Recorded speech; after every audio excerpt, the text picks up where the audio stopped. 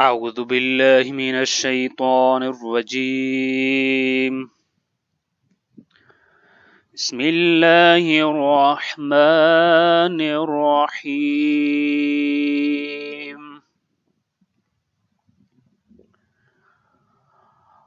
فأجاءها المخاض إلى جذع النخلة قالت يا ليتني مت قبل هذا وكنت نسيا منسيا.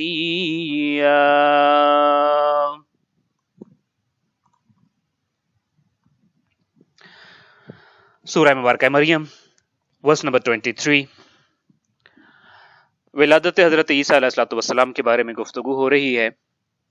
اور اسی سلسلے کو جاری رکھتے ہوئے اس آیا میں بھی سلسلہ کلام ہو رہا ہے۔ اس سے پہلے یہ بیان ہو چکا کہ جبرائیل امین کے آنے کے بعد حضرت مریم سلام اللہ علیہا حاملہ ہونے کے بعد بیت المقدس سے ایک دور مقام پر منتقل ہو گئیں۔ اس کے بعد کے سلسلے کو اس آیا میں بیان کیا جا رہا ہے۔ سو ارشاد قدرت ہے فَأَجَاءَهَا، پس لے آیا ان کو، المخاض درد زہ یا زچگی کا درد، یا جو بچہ جننے کے عمل کے دوران عورت کو جو درد ہوتا ہے وہ درد زہ یا زچگی کا درد۔ سو فَأَجَاءَهَا المخاض، پھر ان کو درد زہ لے آیا، کہاں؟ اِلَى جِذْعِ النَّخْلَةِ، اِلَى کی طرف، جذع جڑ یا تنے کو کہتے ہیں، بعض اوقات یہ لفظ شاخوں کے لیے بھی استعمال ہوتا ہے۔ سو تنا، کس چیز کا تنا؟ النخلا، کھجور کا درخت، اور کھجور کے درخت کا تنا۔ سو پس ان کو درد زہ لے آیا کھجور کے درخت کے تنے کی طرف، کھجور کے درخت کی طرف۔ قالت، تو وہ بولی، یا لیتنی، اے کاش، متو، مر چکی ہوتی میں، قبل ھذا، اس سے قبل، وکنتو، اور میں ہو جاتی، نسیم منسیہ، ایک فراموش شدہ چیز، ایک بھولی گئی چیز، ایک بھلا دی گئی چیز۔ سو پوری آیا کا ترجمہ اس طرح سے ہوگا، پھر درد زہ ان کو کھجور کے تنے کی طرف لے آیا، کہنے لگیں کہ کاش میں اس سے پہلے مر چکی ہوتی اور بھولی بسری ہو گئی ہوتی۔ اس آیا میں خاص طور پہ 3 الفاظ جو ہے وہ ہمارے لیے نئے کہہ لیجئے جو تھوڑے مشکل ہیں، جن کا ہم نے ابھی معنی جانا۔ المخاض جیسے میں نے ابھی عرض کیا کہ درد زہ کو کہتے ہیں جو بچہ جننے کے عمل کے دوران ہوتا ہے، اور پھر جز کا مطلب ہے تنا یا شاخیں، ایک درخت کا جو سٹیم ہے وہ تنا جو ہے اس کو جز کہتے ہیں۔ اور پھر نسیم منسیہ، نسین کو بعض اوقات نسین بھی پڑھا جاتا ہے اور نسین بھی پڑھا جاتا ہے۔ یہ نسیان سے نکلا ہے، جیسے ہم اردو زبان میں ایک لفظ استعمال کرتے ہوتے ہیں نسیان، اور نسیان ایک ایسی چیز کو کہتے ہیں جو اس قدر حقیر اور معمولی چیز ہو کہ جس کو آسانی سے لوگ فراموش کر دیں اور آسانی سے بھلا دیں اور وہ چیز قابل توجہ ہی نہ رہے، ایسی چیز کو نسیان کہتے ہیں۔ اور منسیہ بھی اسی سے نکلا ہے، یعنی بھلا دی گئی اور ذہن سے بالکل فراموش کر دی گئی چیز۔ اب ذرا اس چیز کا جو مفہوم ہے اس کی طرف ہم آتے ہیں کہ سب سے پہلے یہ آیا جو ہے اس کے آپ کہہ لیجئے 2 حصے بنتے ہیں جس پہ ہم بات کر رہے ہوں گے۔ سب سے پہلا حصہ ہے فَأَجَاءَهَا الْمَخَاضُ إِلَى جِذْعِ النَّخْلَةِ، کہ جب ان کو درد زہ ہوا تو درد زہ شروع ہونے کے بعد، اس کی تکلیف کے بعد وہ کھجور کے درخت کی طرف آئی ہیں، اور ایک خشک کھجور کا درخت ہے اور اس کے تنے کی طرف آپ آ گئی ہیں۔ یہاں جو النخلا آیا ہے اس کے اوپر الف لام جو ہے وہ پایا جاتا ہے۔ گرامر سے تعلق رکھنے والے لوگ اور اس میں انٹرسٹ لینے والے لوگ یہ جانتے ہیں کہ یہاں پر الف لام کا موجود ہونا نخلا یعنی کھجور کے درخت کو ایک پراپر ناؤن بنا دیتا ہے اور ایک خصوصیت دے دیتا ہے۔ لہٰذا یہاں نخلا سے مراد کوئی سے بھی کھجور کا تنا یا کوئی سے بھی کھجور کا درخت نہیں ہے، بلکہ ایک خاص کھجور کا درخت النخلا، چونکہ یہ پراپر ناؤن بن گیا ہے۔ سو اس سے الف لام آنے سے ہمیں یہ اندازہ ہوتا ہے اور یہ قرینہ ملتا ہے، اور اس سے یہ اندازہ لگایا جا سکتا ہے کہ یہ کھجور کا جو درخت تھا یہ پہلے سے حضرت مریم سلام اللہ علیہا کے علم میں تھا۔ ممکن ہے جب وہ انتہائی ذہنی اذیت سے اور ذہنی کرب اور ذہنی پریشانی سے گزر رہی تھی تو ان حالات میں عالم خواب میں، عالم رویا میں کسی اور اشارے کے ذریعے حضرت مریم کو یہ بتا دیا گیا ہو کہ جب آپ کی یہ حالت ہو اور جب آپ کو زچگی کا درد شروع ہو تو آپ نے اس درخت کے پاس چلے جانا ہے، اور جب آپ وہاں پہ جائیں گی تو وہاں آپ کے لیے اس وقت کے جتنے ضروری لوازمات ہیں اور جتنے بھی ضروری خدمات ہیں وہ ہم فراہم کر دیں گے۔ لہذا جو ہی آپ کو یہ درد محسوس ہوا تو آپ کھجور کے اس درخت کی طرف آ گئیں جس کی طرف آپ کو خالق کائنات کی طرف سے پہلے سے ہی رہنمائی فرما دی گئی تھی۔ ایک بات تو یہ طے، البتہ اس سے ہم ساتھ ساتھ یہ بات بھی کریں کہ سیکھنے کی جو باتیں ہیں آپ اندازہ کیجئے اور قدم بہ قدم کیجئے کہ خالق کائنات ایک معجزہ عوام کو جو ہے وہ دکھا رہے ہیں اور ایک معجزہ رونما ہو رہا ہے، اور مرحلہ وار اور سٹیپ بائی سٹیپ ایک معجزے کے جو آپ کہہ لیجئے مراحل طے ہو رہے ہیں۔ حضرت مریم سلام اللہ علیہا جیسی ایک عفت مآب خاتون بغیر شوہر کے حاملہ ہو گئی ہیں، اور پھر اس دوران میں آپ اس جگہ کو چھوڑ کر لوگوں کی نگاہ سے دور اور اپنے معاملے کو خفیہ رکھنے کے لیے دور آ گئی ہوئی ہیں۔ یہاں یہ سوال ہوتا ہے کہ خالق کائنات اگر حضرت عیسیٰ علیہ الصلوۃ والسلام کی پیدائش کے لیے معجزے کا ظہور کر سکتا ہے تو حضرت مریم سلام اللہ علیہا کے راستے میں آنے والی تمام مشکلات کو کیا دور نہیں کر سکتا؟ یعنی ابھی آپ دیکھیے کہ آپ کو کیوں بیت المقدس چھوڑنا پڑ گیا اور ایک مکانن قصیہ کی طرف اور ایک دور دراز مکان کی طرف آنا پڑ گیا، پھر آپ جو ذہنی تکلیف اور ذہنی کرب سے اور ایک مشکلات کے دور سے گزر رہی ہیں، پھر اسی طریقے سے خاص طور پہ آیا کہ اگر اس حصے کی طرف آئیں تو پروردگارا آپ نے اپنے حجرے میں بیٹھی اور عبادت خدا میں مصروف ایک دوشیزہ حضرت مریم سلام اللہ علیہا کو باعجاز اور معجزے کے ذریعے ایک بیٹا عطا کرنے کا اعلان کیا ہے، تو اسی مریم کو ایک کھجور کے تنے کی طرف آنے کی کیا ضرورت ہے اس مرحلے میں تمام خدمات کے حصول کے لیے اور تمام لوازمات کے حصول کے لیے، کہ جو عورت کو اس مرحلے میں جو جو چیزیں چاہیے ہوتی ہیں وہ ساری چیزیں اس کھجور کے درخت کے بعد کیوں فراہم، اس کے پاس کیوں فراہم کی ہیں؟ خالق کائنات جہاں مریم سلام اللہ علیہا بیٹھی ہیں، جہاں ان کو درد زہ محسوس ہوا، وہیں ان کو یہ ساری خدمات اگر مل جاتی تو معجزے کی تکمیل شاید اور زیادہ ہو جاتی، یا خالق کائنات کی قدرت سے باہر تو نہیں تھا۔ اور صرف یہ نہیں کہ یہاں کھجور کے پاس آئی ہیں، بلکہ انشاءاللہ ہم اسے اگلی آیا پڑھیں گے، خالق کائنات نے یہ معجزہ نہیں کیا کہ جہاں بیٹھی ہیں وہیں ساری کی ساری خدمات پہنچ جائیں، وہیں ساری کی ساری مشکلات دور ہو جائیں، سارے تکالیف دور ہو جائیں، ذہنی تکلیف، جسمانی تکلیف نہیں،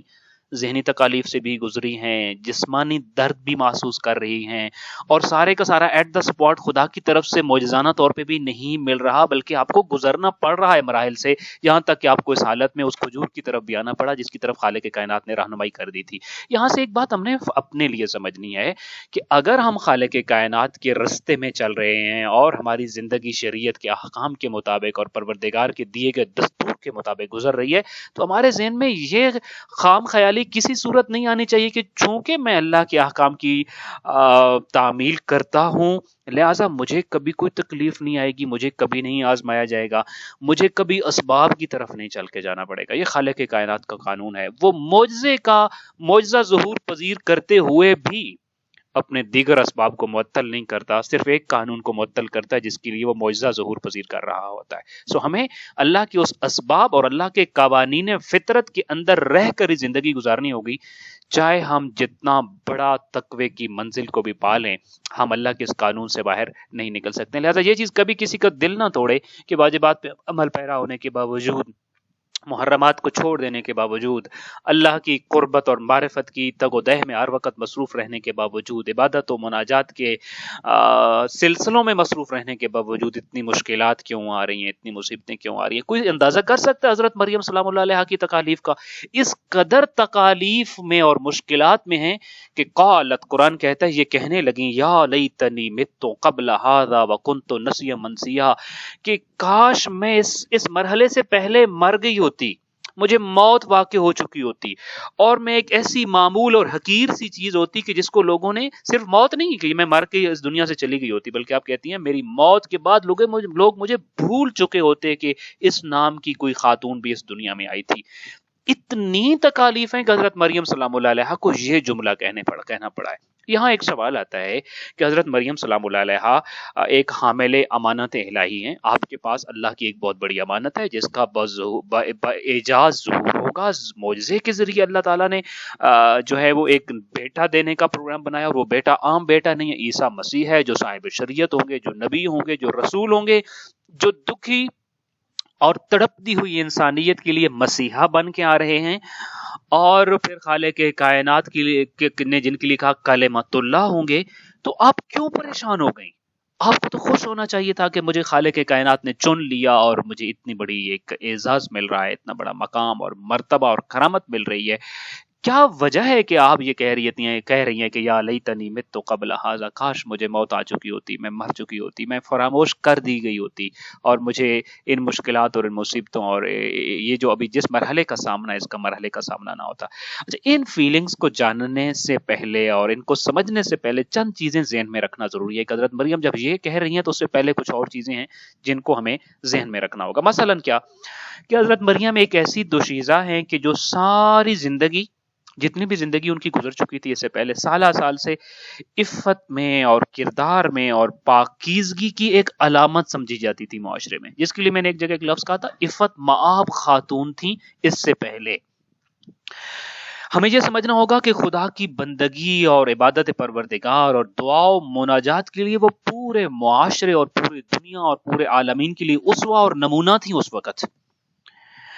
اور حضرت مریم وہ خاتون تھی کہ جس کی کفالت کی کرنے پر بنی اسرائیل کی زاہد و عابد فخر کرتے تھے اور قرآن اندازی کی جاتی تھی اور قرآن نکلتا تھا، اور لوگ بڑھ چڑھ کر چاہتے تھے کہ وہ کفالت کریں اور پرورش کریں اور تربیت کریں حضرت مریم سلام اللہ علیہا کی. ایک ایسی خاتون، اور ایک ایسی خاتون ہے کہ جو ایک عظیم پیغمبر کے زیر سایہ تربیت اور پرورش ہوئی ہے جن کی. اور پھر حضرت مریم کوئی معمولی خاتون نہیں ہے، بلکہ جن کی اخلاق کی دھوم، جن کی پاکیزگی کا چرچا اور جن کے کردار کی شہرت پوری کائنات اور پورے عالم میں موجود تھی. اب یہ مریم جن کا یہ بیک گراؤنڈ ہے، اچانک سے اور یکایک ایک ایسا کام ان سے سرزد ہو رہا ہے کہ جس کی جائز ریزننگ دینے والا معاشرے میں کوئی ایک فرد بشر بھی نہیں ہے، کوئی ایک فرد بھی نہیں ہے جو اس کی جائز ریزننگ دے سکے کہ نہیں، کہ مریم سلام اللہ علیہا یہ جو جس مرحلے سے گزر رہی ہیں یہ تو بالکل ایک جائز اور ایک معمولی سے کام ہے اور ایک عام عمومی طور پہ واقع ہو جانے والا کام ہے. چونکہ جس مرحلے سے آپ گزر رہی ہیں اور جو کام اس وقت خالق کائنات ان سے لے رہا ہے، اس کی ریزننگ اور اس کی علت اور اس کے سبب اور اس کو ڈیفینڈ کرنے والا معاشرے میں کوئی ایک فرد بھی موجود نہیں ہو سکتا ہے. اور ظاہری طور پہ یہ جو کام ہے وہ سب کردار کے اوپر سوال اٹھانے والا ہے، اور اسی لیے پورا معاشرہ سوال اٹھانے کے لیے تیار کھڑا ہے، اور ہر کوئی اس عورت کی بات کر رہا ہے، مگر اس عورت کی پاکیزگی کی بات اب نہیں ہو رہی، مگر اس عورت کی نماز و مناجات کی بات اور اس کی کفالت اور تربیت کی باتیں نہیں ہو رہی، اس کی عفت کی باتیں نہیں ہو رہی ہیں، بلکہ اس کی پاکیزگی سے متصادم ان حالات کی اور اس تہمت کی باتیں معاشرے میں ہو رہی ہیں. وہ کردار کہاں اور یہ حالات کہاں جن سے حضرت مریم سلام اللہ علیہا کو گزرنا پڑ رہا ہے. اس لیے امام جعفر صادق علیہ الصلوۃ والسلام سے مروی ایک روایت ہے جو کہ تفسیر مجمع البیان میں بیان ہوئی ہے کہ امام علیہ الصلوۃ والسلام اس میں وجہ بتاتے ہیں کہ حضرت مریم گھبرائی کیوں اور کس لیے یوں کہا، اپنے لیے ایک اعزاز کیوں نہیں محسوس کیا اور کیوں ان حالات میں آپ نے یہ جملہ کہا. تو امام علیہ الصلوۃ والسلام فرماتے ہیں کہ لأنها لم ترى في قومها رشیدا ذا فراست، پوری قوم میں آپ کے پاس کوئی ایک فرد بشر نہیں تھا، وہ یہ سمجھتی تھیں کہ کوئی ایک فرد بھی نہیں ہے، کوئی ایک انسان نہیں ہے کہ جو ینزہھا عن السوء، جو حضرت مریم سلام اللہ علیہا کو اس بدنامی سے بچا لے. چونکہ یہ بظاہر بدنامی ہے، میں نے آپ سے کہا نا اس کی کوئی جو ہے وہ جائز ریزننگ ممکن نہیں ہے، کوئی جائز سبب اور وجہ اور علت بیان نہیں کی جا سکتی کہ ایک بے شوہر خاتون کیسے حاملہ ہو سکتی ہے. پورے معاشرے میں کوئی فرد بشر نہیں تھا. ہاں، آپ کو اس بدنامی سے، آپ کو اس تہمت سے بچانے کے لیے اللہ نے ایک کام کیا ہوا تھا، لیکن وہ ابھی نہیں ہو رہا، وہ بعد میں ہونا تھا. لہذا موجودہ حالات میں اس بدنامی سے اور نعوذ باللہ من ذالک جس کی طرف حضرت مریم نے سے گزشتہ آیا میں ہم نے پڑھا ہے کہ ایک لفظ استعمال کیا تھا کہ میں کوئی بدکردار یا بدچلن عورت تو نہیں ہے. وہ جو بدکرداری کا ایک داغ، ایک بدچلن ہونے کا نعوذ باللہ من ذالک ایک داغ لگ رہا تھا، اور ایک بدنامی کا ایک جو سلسلہ تھا اور ایک جو تہمت کے حالات تھے، ان حالات سے بچانے والا پورے انسانی معاشرے میں کوئی ایک فرد بھی نہیں تھا. لہذا جب انسان کی غیرت و عزت پر حرف آنے لگتا ہے تو اس وقت زندگی بوجھ لگتی ہے، اور موت کی ہچکیاں زندگی کے اس بوجھ سے کم دردناک محسوس ہوتے ہیں۔ لہذا ایسے حالات میں انسان پھر زندگی کے اس بوجھ کو اٹھا نہیں پاتا، اور پھر وہ موت کا درد مانگتا ہے خالق کائنات سے، اور یہی وہ حالات تھے کہ جن سے حضرت مریم سلام اللہ علیہ گزر رہی تھیں۔ آج کی جب یہ آیا ہم پڑھ رہے ہیں، اور ظاہر ہے یہ آیا صرف ایک واقعہ نہیں ہے بلکہ ہم نے یہ جاننا ہے کہ وہ کون سے حالات ہوتے ہیں کہ ایک معصومہ بی بی اور حضرت مریم سلام اللہ علیہ، ایک بطول بی بی، اور جس سے فرشتے ہم کلام ہوتے ہیں، اور جو اللہ تعالیٰ کی طرف سے جو ہے وہ عیسیٰ مسیح کی ماں بنتی ہیں، اور جہاں معجزے رونما ہو رہے ہیں، وہ بی بی ان حالات میں ایسا کیوں کہہ رہی ہیں؟ چونکہ غیرت و عزت اتنی اہم چیز ہے، جیسے میں نے آپ سے کہا۔ لہٰذا اپنی زندگی میں کردار،